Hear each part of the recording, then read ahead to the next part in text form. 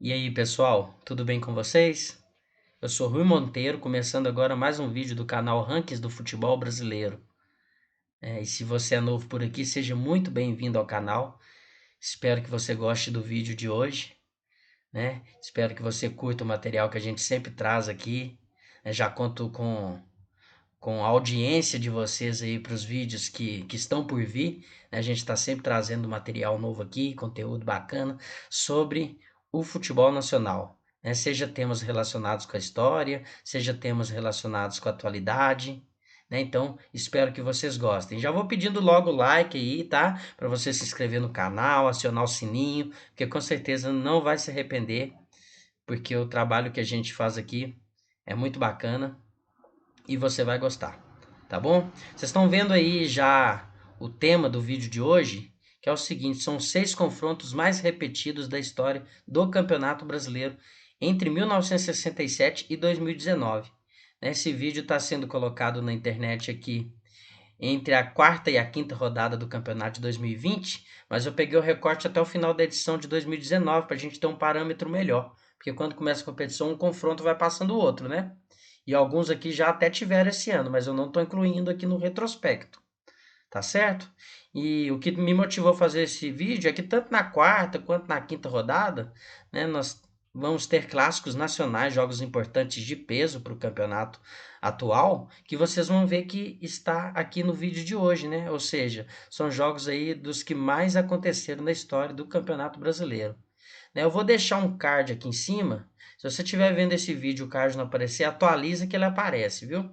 Então, vou deixar um card aqui em cima, levando para você para o primeiro vídeo aqui do canal, onde eu explico por que que eu não considero o, as Taças Brasil como campeonato brasileiro, né? Então, lá o fundamento, essa ideia, argumento, porque aqui no canal a gente não considera a Taça Brasil como campeonato brasileiro. Então, por isso que eu estou pegando desde o primeiro Robertão até a atualidade. Tá bom, pessoal? Então, sem enrolação, vamos logo aí para o material que eu trouxe para vocês essa semana. O quarto, o quinto e o sexto jogo que mais ocorreram, né? Eles ocorreram 70 vezes, né? Foram 70 partidas. São 3 confrontos diferentes que eu vou falar aqui para vocês, começando da esquerda para a direita, né? O primeiro aí da esquerda é o Clássico Mineiro, Atlético e Cruzeiro. Dos 70 jogos, é, ligeira vantagem para o Atlético, 26 vitórias contra 22 do Cruzeiro e outros 22 empates, né? Inclusive foi o clássico estadual que mais ocorreu na história do Campeonato Brasileiro. Embaixo aí dos escudinhos e do retrospecto, vocês veem, eu separei aí 2 momentos históricos importantes desse confronto, um de cada lado, né? Então, o momento em que o Atlético saiu vitorioso e o momento em que o Cruzeiro saiu vitorioso. Do Atlético eu separei as quartas de final de 99, quando o Atlético terminou em sétimo lugar na primeira fase, o Cruzeiro em segundo, o Cruzeiro tinha vantagem, jogar por resultados iguais. E o Atlético venceu os 2 jogos, 4-2, 3-2, com vários gols do Guilherme, gol do Marques, né? E pro Cruzeiro eu separei aquela última rodada de 2011, aquela goleada histórica do Cruzeiro 6-1, em que o Cruzeiro estava ameaçado de rebaixamento. Se o Atlético tivesse empatado esse jogo com o Cruzeiro, ele tinha rebaixado o rival. Ninguém imaginava que o jogo fosse tão desigual da maneira como foi. E o Cruzeiro acabou vencendo aí por 6-1, uma goleada que entrou para a história e o torcedor cruzeirense está sempre lembrando dela, né?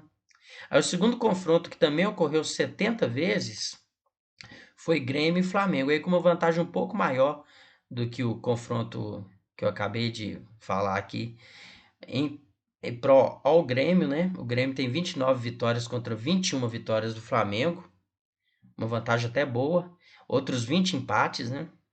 E aí eu separei 2 momentos, né? A final de 82, em que o Grêmio chega com melhor campanha, né? Os 2 primeiros jogos da final ficam empatados, segundo o regulamento. Quando, se isso ocorresse, ia ter um terceiro jogo. Esse terceiro jogo acontece no Olímpico, no Sul, né? E o Flamengo consegue o bicampeonato seguido ali, né? O Grêmio estava tentando o bicampeonato seguido, porque o Grêmio foi campeão em 81, né? Então os últimos 2 campeões, o de 80 e o de 81, se enfrentaram na final de 82 no Olímpico, e o Flamengo conseguiu o título aí com o gol do Nunes, 1-0, né? E o pró Grêmio eu coloquei as quartas de final de 88, quando o, o Grêmio dá o troco no Flamengo 6 anos depois, né? Essa revanche aí, vencendo o Flamengo por 1-0 no segundo jogo das quartas de final desse campeonato. E depois o Grêmio vai acabar sendo eliminado para o rival Internacional. Na semifinal. O Inter vai chegar na final contra o Bahia. Mas o Grêmio consegue vencer o Flamengo lá no Rio de Janeiro por 1-0 e elimina o Flamengo nas quartas de final de 88. E o terceiro jogo aí, que também ocorreu 70 vezes, foi Corinthians e Internacional. Com uma vantagem boa aí para o Corinthians, 25-18. 25 vitórias do Corinthians, 18 vitórias do Internacional. E outros 27 jogos terminaram empatados. Eu coloquei para vocês aí a final de 76, foi jogo único que o Inter venceu, com gols de Valdomiro e Dadá Maravilha, 2-0, né?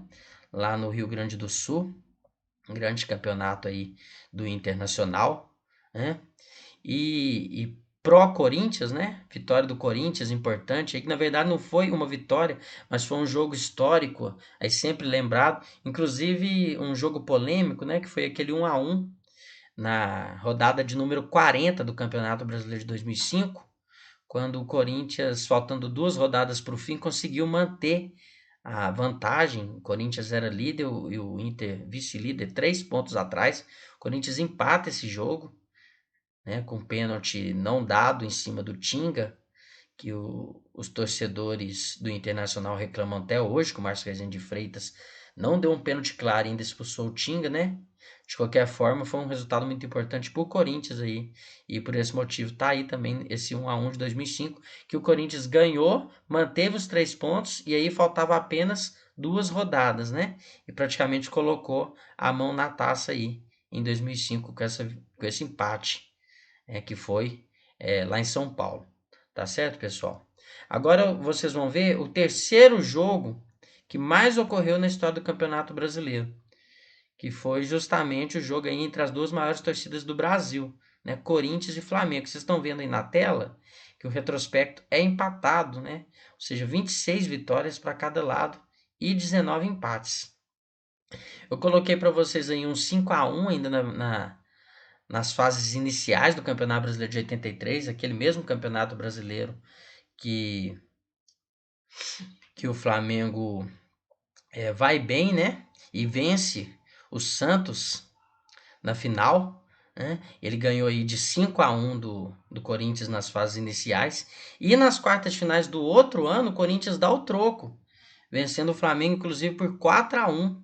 Aí no jogo de volta, o Flamengo ganhou o primeiro jogo, o Corinthians fez 4-1 no jogo de volta e eliminou o Flamengo, né? Depois o Corinthians foi eliminado por Fluminense na semifinal, né? Foi esses dois confrontos que eu separei para vocês aí, um de cada lado.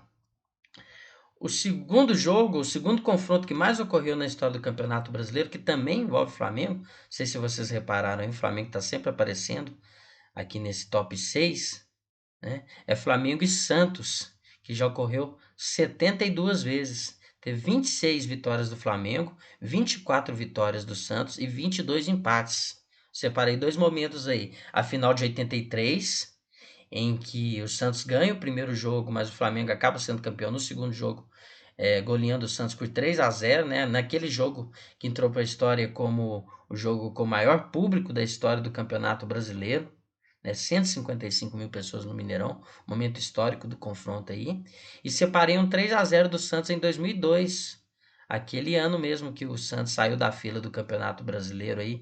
Nesse momento que o Santos ganhou o Campeonato Brasileiro de 2002, o Santos era entendido como um time grande que não tinha Campeonato Brasileiro ainda, né? Porque depois que vai haver unificação e as Taças Brasil e o Robertão vai ser considerado Campeonato Brasileiro. Mas em 2002 se dizia que o Santos não era campeão brasileiro, né? Naquele momento o Santista comemorava o primeiro Campeonato Brasileiro.